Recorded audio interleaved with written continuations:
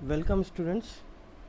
Integrated marketing communication के आज का जो अपना ई लेक्चर का जो सेशन है उसके अंदर अपन लास्ट टॉपिक को ही कंटिन्यू करेंगे। अपन ने जो लास्ट टॉपिक पढ़ा था वो था अपना सर्च इंजन ऑप्टिमाइजर्स। आपको याद होगा कि it's a part of the SEO, search engine optimization. अपन ने देखा था कि सर्च इंजन ऑप्टिमाइजर्स जो होते हैं वो कंटेंट स्ट्रेटजिस्ट होते हैं, जो कि आपकी वेबसाइट की रैंकिंग किसी सर्च इंजन पर टॉप पर लाने के लिए अपने कंटेंट को लिखते हैं। तो तीन तरीके से कंटेंट स्ट्रेटजिस्ट या सर्च इंजन ऑप्टिमाइजर्स हो सकते हैं: on the site, of the site और टेक्निकल। तो अब तक जो अपन ने पढ़े पांच, वो थे हमारे ऑन द साइट, जो बेसिकली हमारी वेबसाइट के कंटेंट को शॉर्ट वर्ड यानी की शॉर्ट टेल वर्ड्स यानी कीवर्ड्स और लॉन्ग टेल कीवर्ड्स के थ्रू हमारी वेबसाइट को टॉप पर लाने के लिए कंटेंट को डेवलप करते हैं। आज जो अपन शुरू कर रहे हैं टॉपिक, वो उसका आगे का पार्ट है। तो अपना 6 पॉइंट आता है create a link building plan. तो इसके अंदर हम देख रहे हैं कि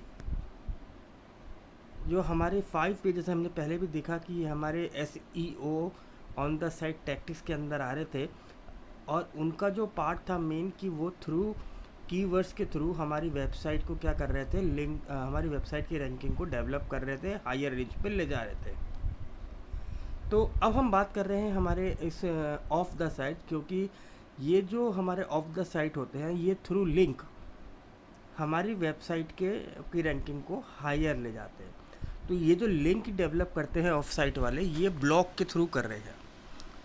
ब्लॉग जिसके अंदर हम कुछ आर्टिकल लिखते हैं, हमारी वेबसाइट से संबंधित जो कुछ मैटर होता है, हमारी वेबसाइट हमारी कंपनी के लिए, हमारे जो पेजेस थे हमारी वेबसाइट में उससे रिलेट करता हुआ कोई आर्टिकल लिखते हैं। जैसे हमारे अचीवमेंट, होने वाले इवेंट, आने वाले अपकमिंग इवेंट्स, इनके बारे में आर्टिकल्स लिखते हैं, और उस आर्टिकल में वो ऐसे लिंक को डालते हैं ताकि जब भी कोई कंज्यूमर उस लिंक पे क्लिक करेगा तो वो डायरेक्ट कहाँ ट्रांसफ़र हो जाएगा, हमारी वेबसाइट के पेज पर।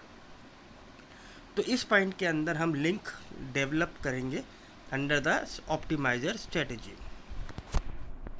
तो जैसे एग्जाम्पल के तौर पर बात करते हैं, तो ब्लॉगर्स होते हैं या ब्लॉग लिखने वाले लोग होते हैं, वो ट्विटर, फेसबुक, गूगल, लिंक्डइन ऐसी सोशल साइट्स पे अपने ब्लॉग को पोस्ट करते रहते हैं।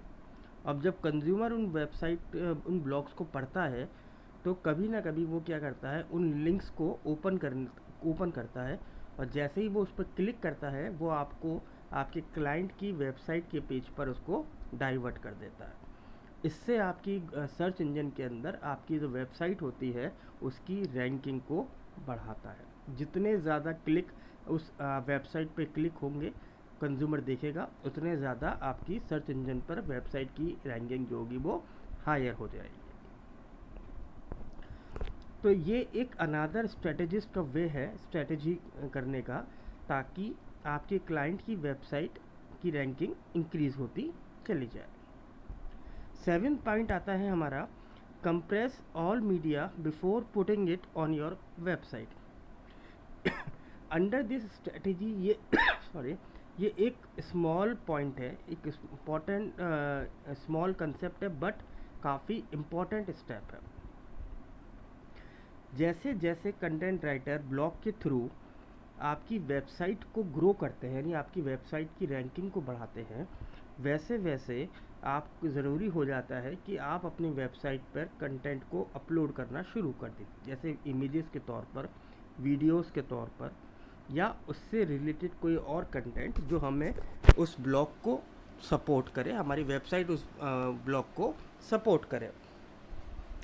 ये जो विजुअल आप दिखा रहे हैं वेबसाइट पर मटेरियल, चाहे इमेजेस हों, चाहे वीडियोस हों, चाहे वो और अदर कोई रिलेट मीडिया से करता हुआ कोई विजुअल इमेज हो, तो ये आपके विजिटर्स को आपकी वेबसाइट पर होल्ड करता है, रोकता है, ताकि वो आपकी वेबसाइट को देखे। बट इसके लिए ज़रूरी ये है कि आपका जो वेबसाइट का पेज है वो उस सब चीज़ों को सपोर्ट करे। ठीक है, एक जनरल रूल के हिसाब से जब आप अपने वेबसाइट पर वीडियोस अपलोड करेंगे, वीडियोस लगाएंगे अपनी वेबसाइट पर कस्टमर्स को होल्ड करने के लिए, तो उतना देर लगेगी इंटरनेट ब्राउज़र को उस वेबसाइट को ओपन करने के लिए।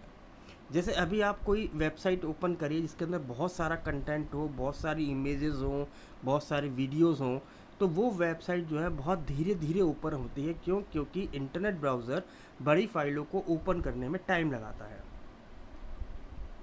जिसकी वजह से आपकी पेज की रैंकिंग कम होती है। तो जितनी बड़ी फाइल आप इंटरनेट ब्राउज़र पर अपनी वेबसाइट पर अपलोड करते हैं, उतनी आपकी रैंकिंग जो है धीरे धीरे कम होती है, क्योंकि उस पर बहुत समय लगता है उसको ओपन होने में। यदि वो ओपन होने में समय अधिक लगाएगा तो कंज्यूमर वहाँ पे अधिक होल्ड नहीं करेगा, वो दूसरी वेबसाइट को सर्च करने की कोशिश करेगा। ऐसे ही यदि आपकी वेबसाइट पर अपलोड होने वाले कंटेंट यानी इमेजेस, वीडियोस, ऑडियोज़ अगर स्मॉल साइज़ के हैं, तो आपकी वेबसाइट अपलोड होने में या ओपन होने में कम समय लगाएगी, और जितनी जल्दी वो ओपन होगी कंज्यूमर उसको उतने लंबे समय तक होल्ड करके देखेगा, उतनी ही आपकी रैंकिंग जो है सर्च इंजन पर बढ़ती चली जाएगी। पर अब सवाल ये आता है, how you shrink your file. हम अपने फाइल को श्रिंक कैसे करें? तो यदि आप कोई अपनी इमेज को या वीडियो को, पहले हम इमेज की बात कर लेते हैं। इमेज को अगर आप अपलोड करना चाह रहे हैं तो ब्लॉग पोस्ट, तो इसको हम एक एग्जांपल से समझते हैं। मान लीजिए आपकी जो फाइल है वो 1 MB की है, तो 1 MB कहने में तो बहुत छोटा सा है 1 MB, और ये अच्छा आइडिया भी है कि आप 1 MB की फ़ाइल जो है अपनी उस पर अपलोड कर रहे हैं। 1 MB का मतलब है कंटेंटफुल फाइल, वरना एक छोटी सी इमेज करेंगे तो बहुत केबी में होती है। 1 MB का मतलब है काफ़ी हैवी फाइल होगी, यानी आपने उसमें अच्छे कलर्स और टेक्निक्स का प्रयोग किया होगा। तो इसमें कई ऐसी हम बात करते हैं, ऐसी कुछ चीज़ें हैं जैसे टाइनी PNG। टाइनी PNG एक एप्लीकेशन है जो कई सारी इमेजेस को एक साथ बल्क में कंप्रेस कर देती है। ऐसे ही गूगल का अपना एक स्कूश करके एप्लीकेशन आता है जो आपकी फ़ाइल के साइज़ को छोटा करता है, यानी जितनी फ़ाइल आपकी साइज़ के हिसाब से तो वैसी रहेगी, 1 MB की फ़ाइल 1 MB रहेगी, बट ये एप्लीकेशन के थ्रू आप उसके साइज़ को छोटा कंप्रेस कर देंगे, और जितना जल्दी वो फाइल उसमें ओपन होगी आपकी वेबसाइट की रैंकिंग उतनी जल्दी इंक्रीज़ हो जाएगी। बट जब हम कंप्रेस करते हैं अपनी फ़ाइल को या इमेजेस को, हमें इस बात का ख्याल रखना है कि जो फाइल हम एक्सपोर्ट कर रहे हैं थ्रू कंप्यूटर, वो वही एक्चुअल फाइल हो जो हम अपलोड करना चाहते हैं। तो हमें इस बात का उसमें बहुत ख्याल रखना होता है। थर्ड स्टेप हमारे इसके अंदर आता है, stay current on SEO news and practices. जिस तरीके से हमने देखा कि सभी मार्केटिंग एक्टिविटीज़ होती हैं, तो इसमें सर्च इंजन जो होता है, सर्च इंजन का जो स्पेस होता है, वो भी उतना ही ज़्यादा इम्पोर्टेंट कंसेप्ट रखता है। तो हमें ज़रूरी क्या है? हमें ज़रूरी ये है कि जितना ज़्यादा करंट का टॉपिक अपडेशन हम अपनी वेबसाइट के पेजेस पे कर सकते हैं, हमें उसमें करना चाहिए। ये एक डिफ़िकल्ट टास्क है, बट अगर हम मार्केटिंग के पॉइंट ऑफ व्यू से सोचते हैं तो ये ज़रूरी है कि हम करंट इवेंट्स को अपनी वेबसाइट पर पोस्ट करके रखें। यदि आपने अपनी वेबसाइट चेक नहीं कर रहे और उसमें कोई पुराना मटेरियल है, तो कंज्यूमर उस चीज़ को अच्छी तरह या यूँ कहें कि गुड परसेप्शन से उसको एनालाइज नहीं करता, तो बार बार आपकी वेबसाइट को सर्च नहीं करेगा।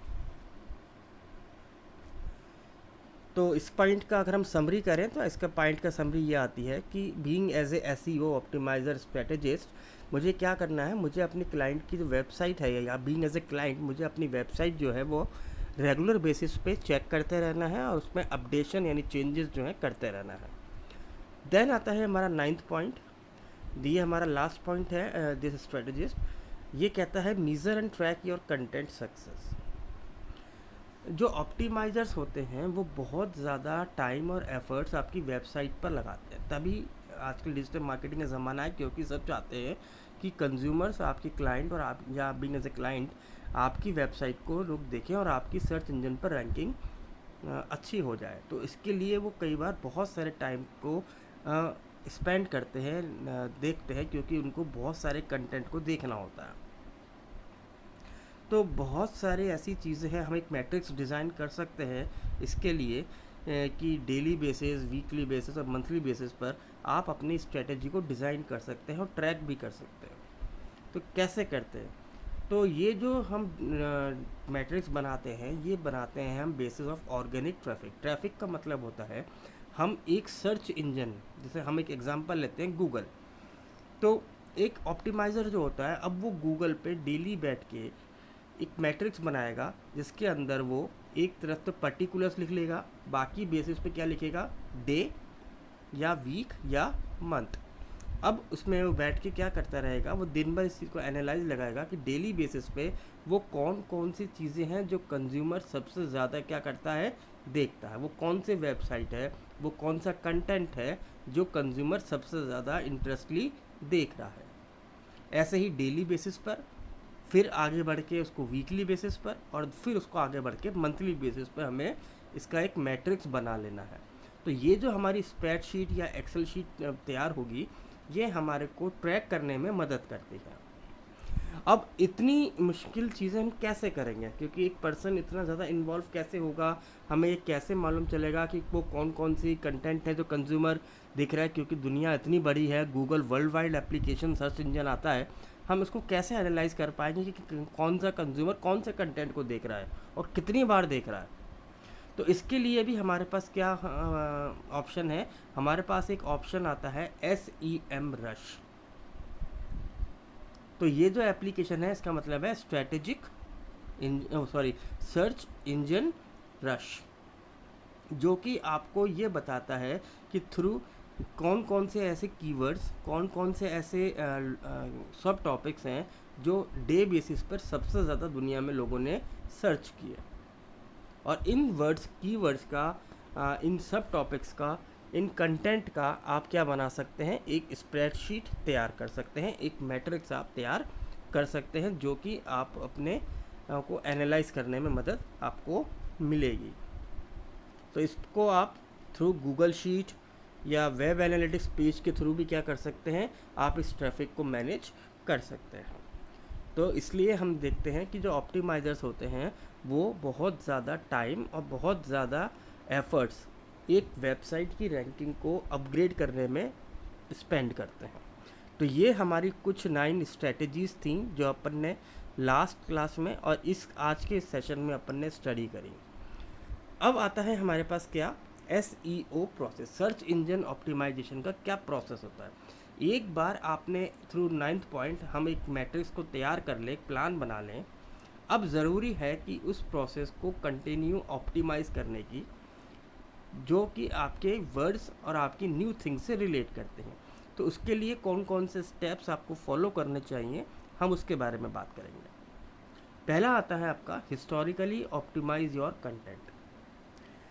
हर मंथ कुछ टाइम आपको डिवोट करना पड़ेगा, किसके लिए, अपडेट योर न्यू ब्लॉग्स। अगर आप एक ब्लॉग राइटर हैं और या आप अपने किसी ब्लॉगर से आप अपनी कंपनी के लिए आर्टिकल्स लिखवाते हैं, ब्लॉग लिखवाते हैं, तो ये ज़रूरी है कि हर मंथ आप उसको वॉच करिए, देखिए, पढ़िए और कोशिश करिए कि कितनी बार आपके आर्टिकल्स में नए नए चेंजेस आए हैं। ठीक है, आई होप की बात समझ में आया होगी। आपको न्यू और अपडेट कंटेंट की ही स्टडी करनी है, ओल्ड ब्लॉग्स को आपको क्या करना है, रिमूव करते चलना है। यदि आपके ब्लॉग राइटर आपके कंपनी के बारे में पुराने व्यूज़ ही रख रहा है, ओल्ड ब्लॉग्स ही डाल रहा है या कुछ न्यू अपडेशन नहीं डाल रहा है, तो आपकी सर्च इंजन में रैंकिंग कम हो सकती है। Second, look out for changing keywords and new search intent. After a few months आप देखिए उन जो ब्लॉगर्स ने आपके बदले आपकी कंपनी के बिहाफ पर जो ब्लॉग लिखे थे, उससे आपकी रैंकिंग में कितना अपडेशन हुआ है, और उस अपडेशन के लिए कौन कौन से कीवर्ड्स प्राइम रेस्पॉन्सिबल थे। ये हमें सेकंड स्टेप के अंदर देखना है। थर्ड आता है हमारे पास add more editorial value to your old content. कई बार क्या होता है कि हमें ऐसी पोस्ट को ब्लॉगर्स पोस्ट करते हैं जो कि आउटडेटेड है, यानी उन्होंने आपकी कंपनी के लिए ब्लॉग तो लिखा, आर्टिकल तो लिखा, पर उसमें जो इन्फॉर्मेशन दी गई वो बहुत आउटडेटेड इन्फॉर्मेशन थी। तो इस सिनारियो में हम क्या कर सकते हैं, आपको क्या करना है, आपको अपने ऑप्टिमाइज़र को डेली, मंथली, वीकली अपडेट करते हुए चलना है। ठीक है, तो आप इसके लिए क्या कर सकते हैं, आप इसके लिए कर सकते हैं कि जो पुरानी इन्फॉर्मेशन है वो आप अपनी वेबसाइट के पेजेस से हटा दीजिए और वेबसाइट पर नई इन्फॉर्मेशन को अपडेट करिए। अगर आपने इसको अपडेट कर दिया है तो ये इन्फॉर्मेशन आप अपने ब्लॉगर्स को भी बताइए कि हमने इसमें अपडेट किया है। अब जो वो ब्लॉग लिखे तो वो न्यू इन्फॉर्मेशन के रिगार्डिंग लिखे। अगर मान लीजिए under the of the site उसने ब्लॉगर्स ने कुछ लिंक डेवलप किए और लिंक जब पेज को किसी कंज्यूमर ने क्लिक किया, वो आपको आपकी कंपनी की वेबसाइट पे तो ले गया, पर उसको वहाँ पे क्या मिला, एरर मिली कि ऐसी कोई इन्फॉर्मेशन नहीं है। तो अगली बार जो कंज्यूमर होगा वो आपके ब्लॉगर के आर्टिकल को, ब्लॉग को, पोस्ट को नहीं पढ़ेगा और आपकी वेबसाइट की भी इमेज क्या होगी, डाउन हो जाएगी। फोर्थ पॉइंट क्या कहता है, note new content and update the aim at SEO in a monthly content plan. तो अंडर दिस स्ट्रेटजी ये हेल्पफुल होती है, किस मामले में होती है, create and refine a monthly content strategy. तो आप इसको मंथली बेसिस पे शेड्यूल अपना कर लीजिए कि हम हर मंथ अपने वेबसाइट पर कुछ न्यू इन्फॉर्मेशन क्या करेंगे, अपडेट करेंगे। तो इसके लिए आपके क्लाइंट को भी काम करना पड़ेगा और आपको भी एज ए ब्लॉगर काम करना पड़ेगा और ऑप्टिमाइज़र को भी इसमें इन्वॉल्व रहना पड़ेगा कि वेबसाइट पर हम डेली कुछ ना कुछ नई एक्टिविटीज़ अपडेट करते रहें, ब्लॉगर्स उस बारे में न्यू अपडेशन डालें। ये सब चीज़ें हम कर सकते हैं। अब कैसे करेंगे, ये सारी चीज़ें हम उस मैट्रिक्स से करेंगे जो हमने मैट्रिक्स 9th पॉइंट में तैयार करी थी। तो आई होप कि आपको ये सर्च इंजन ऑप्टिमाइज़र का पॉइंट समझ में आ गया होगा। Thank you very much.